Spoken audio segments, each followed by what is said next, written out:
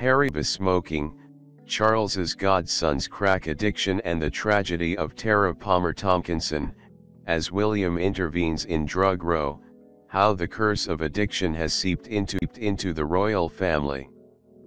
So many of the speeches he makes are pleasant, polite, and cautious. Unlike his father who speaks his mind, Prince William's interventions are rare and always cagey. But this week, briefly, William stepped into one of the most contentious social problems afflicting modern Britain when, in a discussion with ex-addicts, he openly asked whether drugs should be legalized. Yesterday, amid mixed reaction to his efforts, royal aides were at pains to insist that William did not have a personal view on the issue.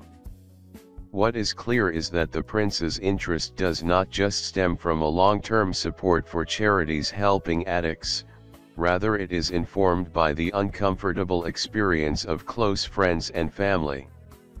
The curse of addiction and drug use has reached into the heart of the royal family and its circle of aristocratic chums. But there is, of course, one crucial difference between William's peers and the reformed addicts he was meeting on Tuesday: their wealth and privilege has given them the opportunity of escape from their drug-related afflictions that ordinary people simply do not have. For his first-hand experience of the problem started as close as can be, his own brother. In January 2002, it was revealed that the then 17-year-old Prince Harry had been taking cannabis. It was accompanied by lurid reports of underage drinking, lock-ins at country pubs and antisocial behavior that was said to have seen him briefly barred by one public house.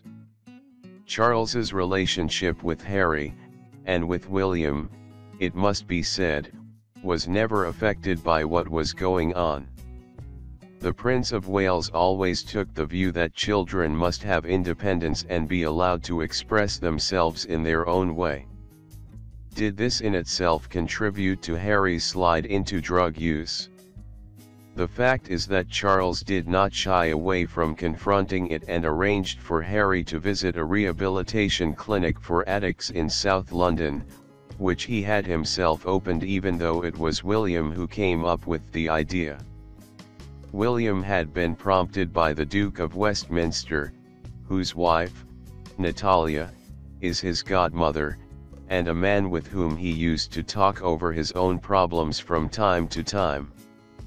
The Duke, who died last year, was Britain's richest landowner, but it didn't stop him worrying in case his two daughters, Lady Tamara and Lady Edwina, might be tempted by drugs.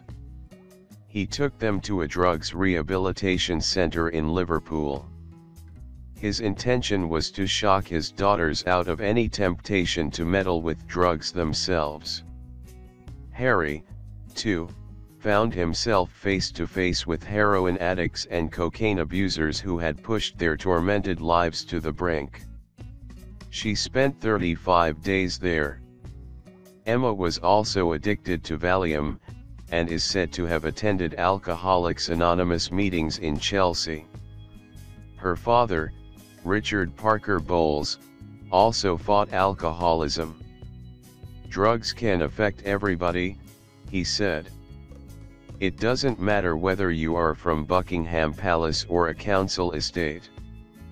Prince William may protest that he has no personal opinion on the question of legalizing drugs, but through circumstances some of them tragic he has an unfortunate understanding of the issues that surely makes him more informed than any other heir in line to the throne in history.